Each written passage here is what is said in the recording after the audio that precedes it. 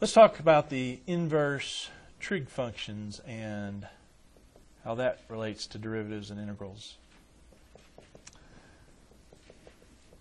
Didn't forget about those, did you? The inverse trig functions?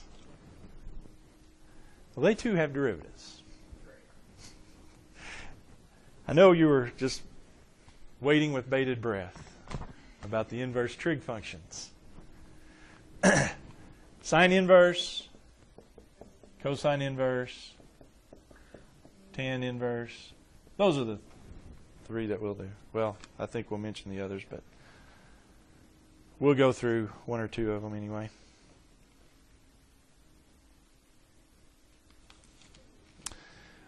Yeah, remember how it worked. It's really the sine inverse. What does that mean? Well, what we're looking for, right, is the y is going to be the angle or the number such that the sine of y equals x. Isn't that what that means? I'm looking for the y. What I'm looking for is the y for which the sine of y is x. In other words, just to kind of get us back going here, but that's what sine inverse means. Okay? So, for example, sine inverse of a half. Now, remember there's restrictions. For the sine, it has to be between minus pi over 2. Y is between pi over 2 and minus pi over 2, right? That's where the angle or the number comes from. For cosine, it's between 0 and pi, but there's y has to be in a certain range there. So when I do the sine inverse of 1/2, what I'm looking for is what angle, theta or x or whatever, the sine of what angle gives me a half in negative pi over 2 to pi over 2. Well, the sine of a half, isn't that 30? Pi over 6? Pi over 6. Remember that? Way back in the day. We won't have to do. I just wanted to remind you of those. Now, this is really what we'll focus on for the derivative. But yeah. Anyway. Now, if they're not, these are halves, the square root of 3 over 2, 1, 0, if they're not those, like if I did the cosine inverse of 0.9, well, that's not going to be a nice pi over, well, it might be something nice pi over, but as far as us pulling it out of the air there, that's going to be hard to do. So, you've got your calculators there. If it wants you to calculate the cosine inverse of 0.9, just hit that in your calculator. But what we're looking for there is we're looking for the cosine of what gives me 0.9, and the calculator will do it for us there. But anyway, just remember this conversion here for now. If it's y equals the sine inverse of x, it's sine of y equals x. That's what we're looking for. Okay? So, we want to do the derivative of, and we'll just start with the sine inverse of x. What about the derivative of sine inverse of x? Turns out it's not too bad.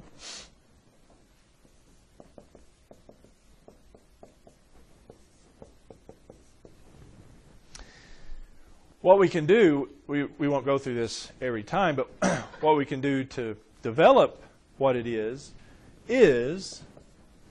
exactly what I was telling you. This is the same as, this is what we're looking for. We're looking for the sine of y equals x, right? What y is such that the sine of y is x?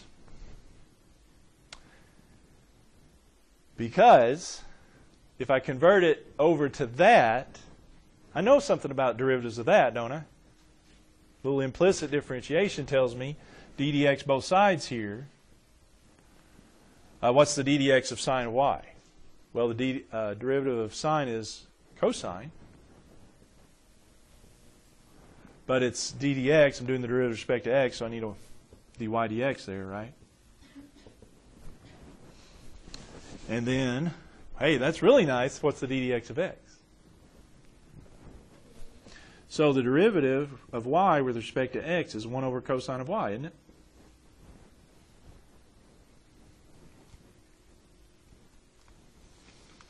Okay? Now, that doesn't do me much good because I want the derivative in terms of x. That's the derivative in terms of y. That's not exactly what I'm looking for.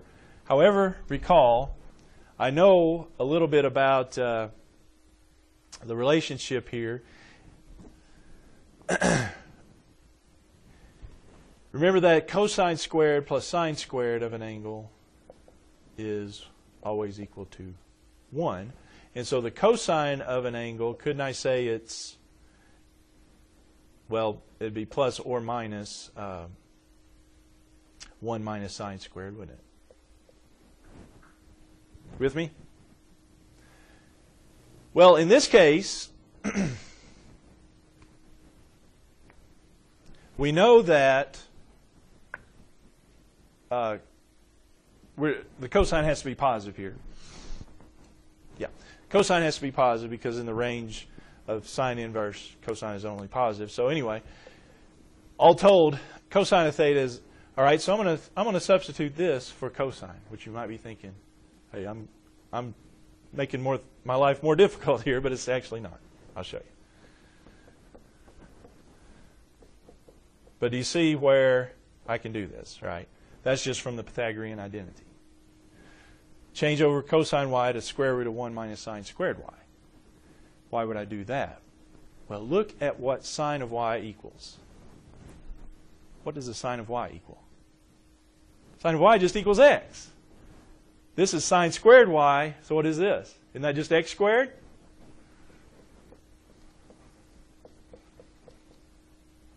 The derivative of sine inverse is 1 over the square root of 1 minus x squared.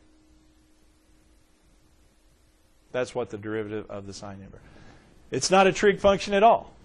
It's not a inverse trig function. It's not a regular trig function. It's just 1 over the square root of 1 minus x squared.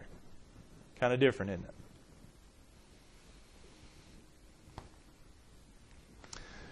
it? Now, if you think back here, because of this, there's a restriction a little bit here. You might be saying, well, x can be anything but x. Since your sine of y equals x, you've got something sine.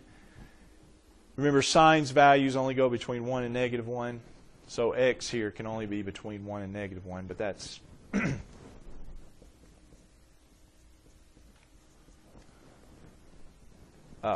and, well, matter of fact, it can't be 1, can it? Because 1 would give me a, so, all right.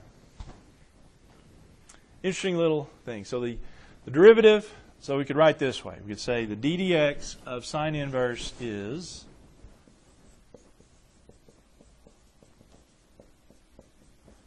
one over this, square root of 1 minus x squared.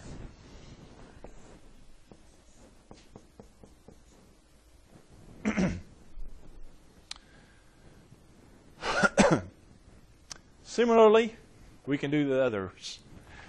The d dx of cosine inverse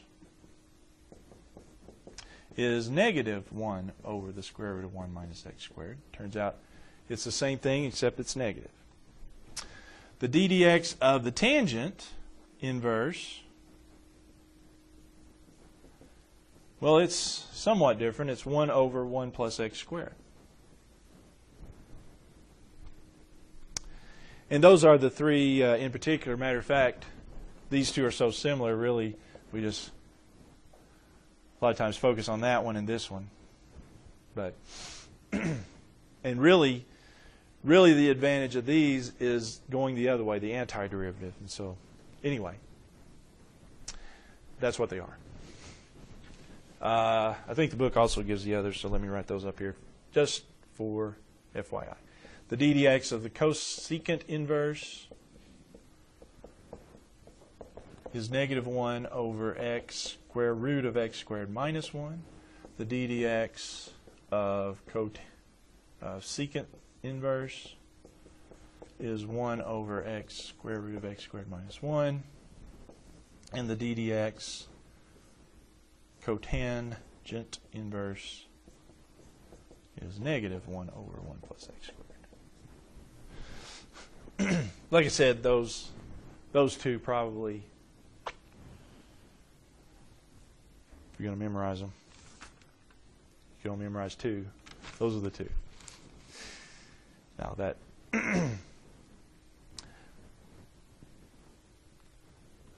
these are the ones that I would focus on. Those are the ones that will appear that we'll utilize. Like I said, more often we're interested not necessarily this way, but this way, the antiderivative. This is the derivative, so the antiderivative of this is this. And the antiderivative of this is that. So just FYI there.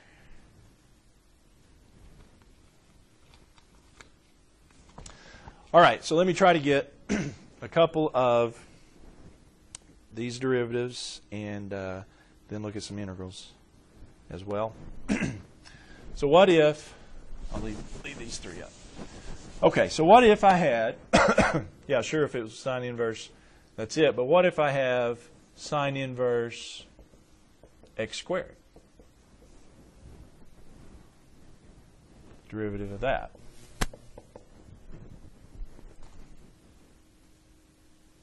What are you thinking? Chain rule. The outside's the sine inverse, the inside is x squared. But here's the thing. The outside derivative is this, but here's a little thing. Usually we say the inside doesn't change, but here's what changes. The outside derivative doesn't give me this, does it? Because that's if x is x. Here x is not x. You know what I mean? What's x? X is x squared. So what does that mean? Well, instead of squaring x, I'm squaring x squared. So this turns out to be 1 over 1, the square root of 1 minus x squared squared, right? With me? For the sine inverse derivative? Is that okay? Now, I do need to multiply that by the inside derivative, which is 2x. So here's what I wind up with. The y prime is 1 over the square root of 1 minus x to the 4th times 2x, or put the 2x here. So it winds up being, the bottom winds up being 1 minus x to the 4th. Because it's x squared instead of just x here. With me?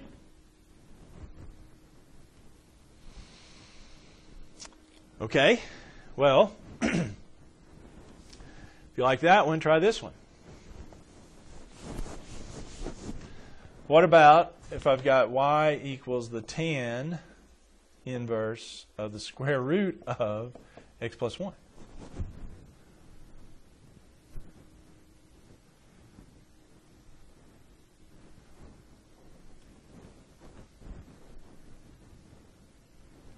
What about that? Derivative-wise there. Well, of course, I've got the tan inverse, my outside, and then the inside, the square root. We'll deal with that. Okay. So the tan inverse, well, same thing as I had before. I don't have just x here. I've got the square root of x plus 1. So instead of this being x, this is going to be the square root of x plus 1 squared. So it's 1 over 1 plus the square root of x plus 1 squared. With me? For the tan inverse derivative. Then I have to multiply it by this derivative of the inside, which for that I would probably think x plus 1 to the 1/2, because I'm going to have to use the power rule and chain rule. So really it's, you know, the inside part doesn't actually come out to be anything other than 1. So anyway, so what have I got? The derivative of that be 1/2 x plus 1 to the minus 1/2, and then technically I guess it is, since it's not just x in there, but what's the derivative of the inside of that? The inside of that's just 1, so that's really no biggie. All right, so let's clean that up. Is that okay? Question about that? See where I got all those How does this clean up? Well, won't this be, what about that square root squared? Square root squared cancels out. And so I'll just have 1 plus x plus 1, won't I? There. Times, how do we want to do that? Hey, let's do this. Let's do that as 1 over 2 square root of x plus 1.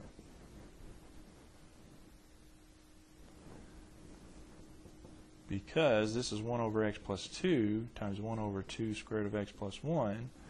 I don't know. Best way to write that, let's say 1 over 2 x plus 2 times the square root of x plus 1. That's not the best way I can think to write that. With me on that?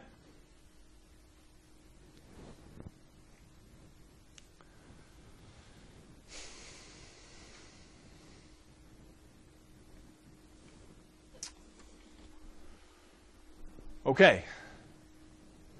Real quick, like here, let's talk about derivatives, integrals.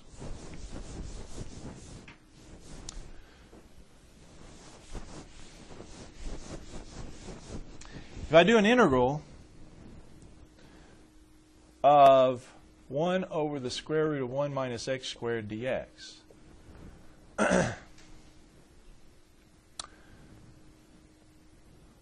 U substitution doesn't work on that. A lot of things don't work on that, but come to find out, since the sine inverse, if I have the d dx of sine inverse of x, isn't that 1 over the square root of 1 minus x squared? So wouldn't the antiderivative of that be sine inverse? Isn't this what I'm asking for, the antiderivative of that?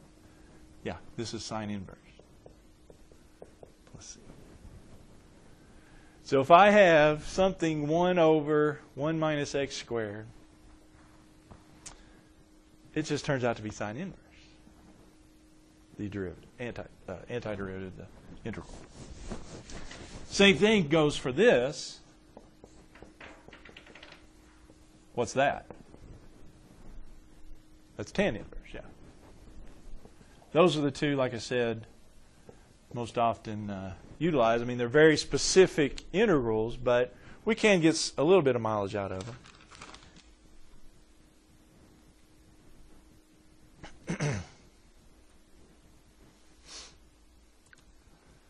The thing is, like for the example, this one. If I have the integral of 1 over the square root of 1 minus 4x squared dx. Well, that one's not quite that one, is it? The problem is 4x squared instead of x squared. But a little substitution here will help us out, because if I let u be, if I just want this 1 minus something squared, wouldn't I let, isn't that 2x squared? Here's what I mean, 2x quantity squared. So u is 2x. You see where I'm going with that? Because if I make u 2x, this makes this the square root of 1 minus u squared, isn't it? If u is 2x, isn't that u squared? Okay? Now du is 2 dx, so got to do a du over 2 for dx. Hey, I'm in good shape here, aren't I? Because what would this be? What's the antiderivative of that? It's going to be 1/2 times the antiderivative of that, but the antiderivative of that is just sine inverse, isn't it? Sine inverse of u plus c. So that's 1/2 going back to x is 1/2 the sine inverse of 2x.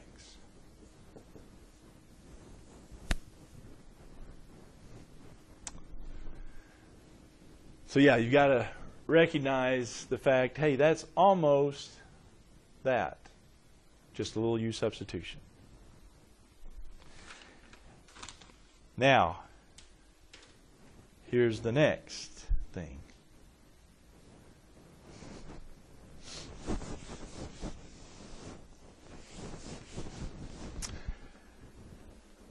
Just a little extra wrinkle in this one. Finish finish off with this one. What if I have the integral of 1 over 6 plus 36x squared? Well, there's an extra little part to this one because, yeah, that one's looking more like which one? The tan inverse? The tan inverse is 1 over 1 plus x squared dx.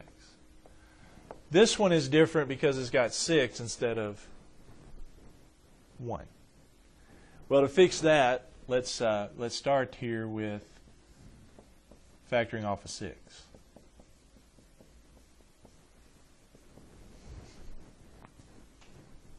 Now this is just, well, it's just 1/6 times 1 over that, which is looking a little more like that. But now I've got the 1 there in front, but I've got 6x squared instead of x squared, and so I need to make it changed over to u, don't I?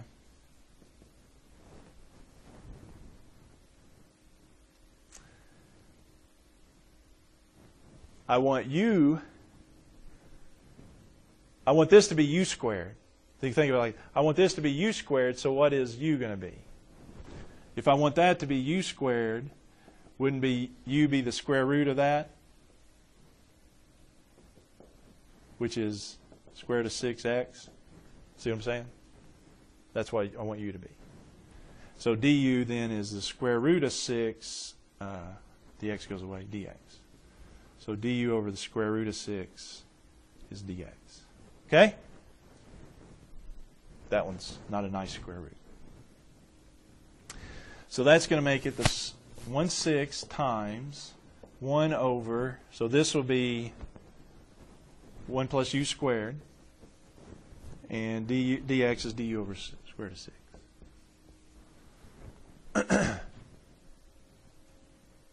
Now I'm good to go, aren't I? Isn't this tan?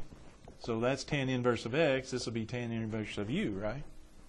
Since I've got 1 over 1 plus u. These are just constants, so it'd be 1 over 6 square root of 6. Let's write it like that. Times, this is tan inverse of u plus c, and then just go back to the x. U is the square root of 6 times x.